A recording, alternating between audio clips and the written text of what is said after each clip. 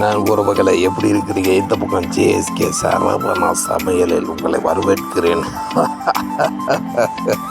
என்னங்க அன்புடன் உங்களை வரவேற்கிறேன்.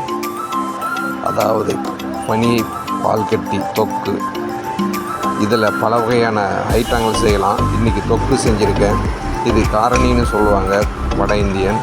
பஞ்சாபில் காரணி பன்னீர்னு சொல்லுவாங்க. ரொம்ப காரசாரமாக ஜம்முன்னு இருக்கும். ரொட்டி கூட சாப்பாடு கூட சாப்பிட்லாம்.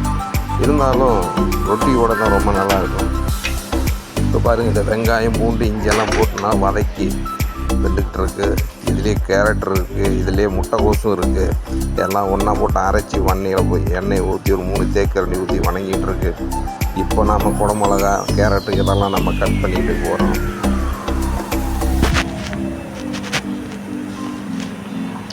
அவ்வளோதாங்க, இதை கட் பண்ணி முடிச்சாச்சா. இப்போது தக்காளி கட் பண்ணி ஜூஸ் எடுத்துக்க போகிறோம். இந்த ஜூஸெல்லாம் எடுத்து இதில் ஒன்றா சேர்த்து நாம் அரைக்க போகிறோம்.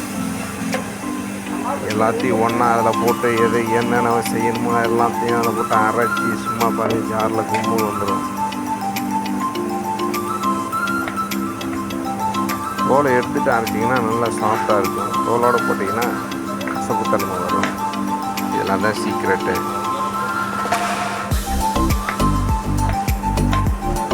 அதே நாம் இதில் நீங்கள் இந்த ட்ரை ஃப்ரூட்னு சொல்கிறோம் பார்த்தீங்களா, முந்திரி பருப்பு திராட்சை பாதாம் பிஸ்தாலாம் இதெல்லாம் ஊற வச்சு பாலில் ஊற வச்சு அரைச்சி போட்டோம்னா இன்னும் நல்லாயிருக்கும்.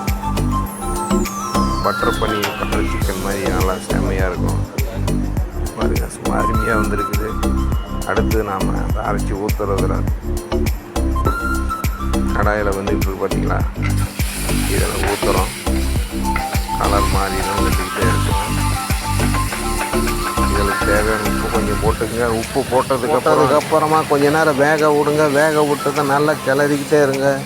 இப்போ நம்ம அரைச்சி வச்சுருக்கிற விழுதில் சேர்க்கறதுக்கு நேரம் வந்துருச்சு. இது தாங்க பால்கட்டி பன்னீர்னு சொல்லுவாங்க.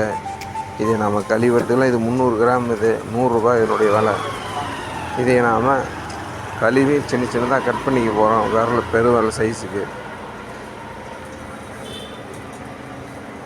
இந்த மாதிரி சின்னதாக கட் பண்ணி இந்த சைஸில் இந்த ஷேப்பில் நல்லா கட் பண்ணி வச்சுக்கோங்க. இப்போது இந்த 3 மசாலா தான் போட போகிறேன். கரம் மசாலா, மஞ்சத்தூள், மிளகுத்தூள், அப்புறம் உங்களை வீட்டில் குழம்பு மசாலா பொடியெலாம் வீட்டில் அரைச்சிருப்பீங்க, அது ஒன்று போட்டாலே போதும். இதெல்லாம் தேவையில்லை. இப்போ இதெல்லாம் சேர்த்துக்கலாம். போட்டால் கலர் காஷ்மீரி மிர்ச்சி இருந்தனா கூட போட்டுங்க. காஷ்மீரி சில்லி பவுடர் இருந்தால் அது ரொம்ப கலர் கொடுக்கும். இதை போட்டுட்டு இது பாருங்கள், இந்த கம்பெனி சுகுணா அப்படிங்கிற இந்த கம்பெனியில் ஒரு மசாலா தயாரிக்கிறாங்க. அது நம்ம கறி மசாலா தான். இதையே நம்ம போட்டுட்டோம்னா இன்னும் கொஞ்சம் டேஸ்ட்டு கொடுக்கும். இதில் ஒன்றும் இல்லை, முந்திரி பருப்புலாம் போட்டு அரைச்சி வச்சுருப்பானுங்க. அவ்வளோதான் இதுக்கு வேலை. இப்போ பன்னீர் எடுத்து உள்ளே போடுற மாதிரிங்க. தொக்கு ரெடி ஆகிடுச்சு. இதிலே 1 லிட்டர் பால் நல்லா சுண்டை காய வச்சு ஊற்றினோம்னா பட்டர் பன்னீர் ஆகிடும். இதிலே தேங்காய் பால் ஊற்றினோம்னா தாய்லாண்டு ஃபுட் ஆகிடும். தாய்லாந்து பன்னீர் கறி ஆகிடும். தாய்க்கறி, ரெட்டு தாய்க்கறின்னு சொல்லுவாங்க. சப்ஸ்கிரைப் பண்ணுங்கள், ஷேர் பண்ணுங்கள். பாருங்கள், ரொட்டி கூட சும்மா ஜம்முன்னு இருக்கும். நீங்களாம் லைக் பண்ணுங்கள் சார். அப்போ தான் எனக்கு வீட்டுக்கு கொஞ்சம் ஏதோ வருமானம் ஏதோ வரும்னு பார்த்துக்கிட்டு தான் இந்த மாதிரி வீடியோலாம் செஞ்சு போட்டுக்கிட்டு இருக்கேன். ஷேர் பண்ணுங்கள். யூடியூப் சார் உங்களுக்கு வணக்கம், நன்றி. மீண்டும் சந்திக்கலாம் அடுத்த சமையலில்.